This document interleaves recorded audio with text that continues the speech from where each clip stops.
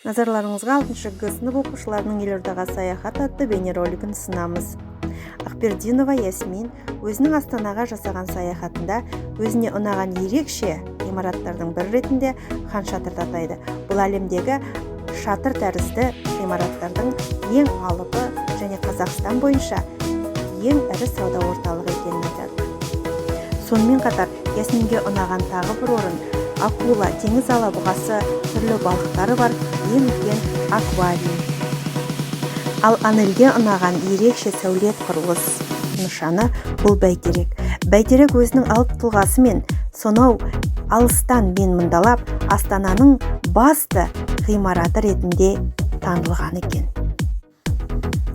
Ал Алижан болса 2017 жылы өткен халықаралық Экспо 2017 көрмесін ерекше ынтызарлықпен аралап шыққанын айтты.